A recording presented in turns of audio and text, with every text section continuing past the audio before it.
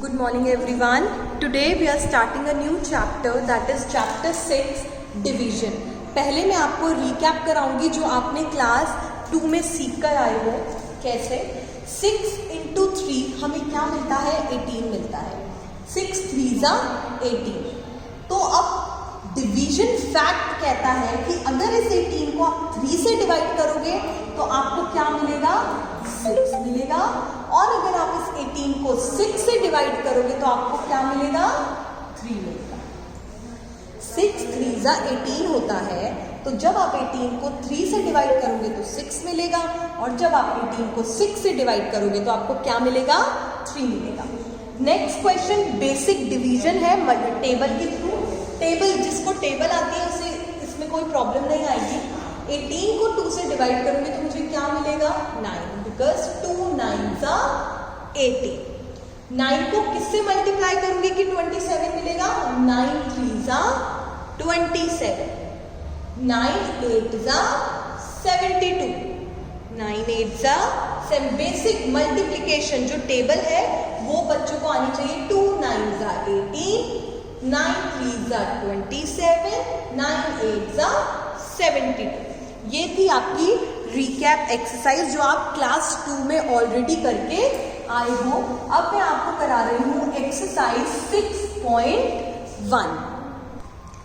Exercise 6.1 करने से पहले फॉर एग्जाम्पल मेरे पास ये एक डिवीजन है, इसको बोलते हैं डिविडेंड.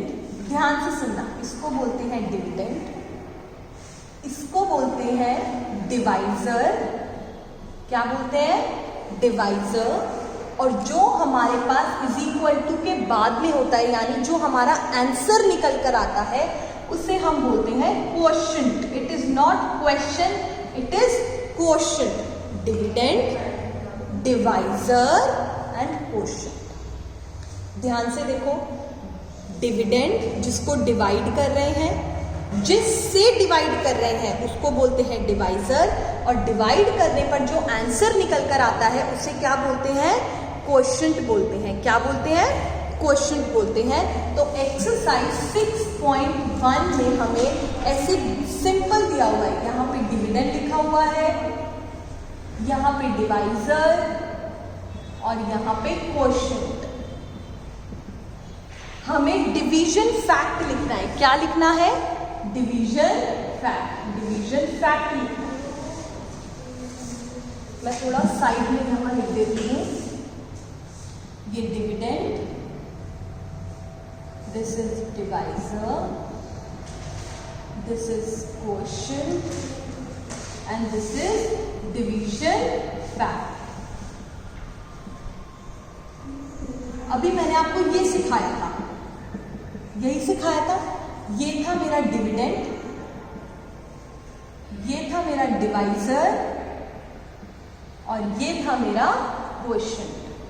तो अगर आपको क्वेश्चन में दिया हुआ है डिविडेंड 80, डिवाइजर 10 और क्वोशिएंट 8, तो आप इसको इस फॉर्म में कैसे लिखोगे. ये है डिवीजन फैक्ट, इसको बोलते हैं डिवीजन फैक्ट. तो आप इन डिजिट्स को इसमें कैसे लिखोगे. सबसे पहले डिविडेंड 80 किससे डिवाइड करना है, डिवाइजर से 10 और इज इक्वल टू में. This is my division fact. 80 divided by 10 is equal to 8. इसी तरीके से 63 7 और 9 ये गिवन है. अब मुझे डिवीजन फैक्ट बताना है, तो कैसे लिखूंगी, 63 divided by 7 is equal to 9. एक और करते हैं. 56 डिविडेंड है, 8 हमारा डिवाइजर, और अब इसका डिवीजन फैक्ट कैसे लिखूंगी मैं, 56 डिविडेंड डिवाइड का साइन इज इक्वल टू 7. तो डिविडेंड गिवन है, डिवाइजर गिवन है, क्वेश्चन गिवन है. तो क्या हम इसको इस फॉर्म में नहीं लिख सकते, बिल्कुल लिख सकते हैं. 3 मैंने कराए, नेक्स्ट 3 आर योर होमवर्क. फिर 6.1 का ही क्वेश्चन नंबर 2. अब जो डिवीजन होता है उसको हम रिपीटेड सब्ट्रैक्शन के थ्रू भी कर सकते हैं।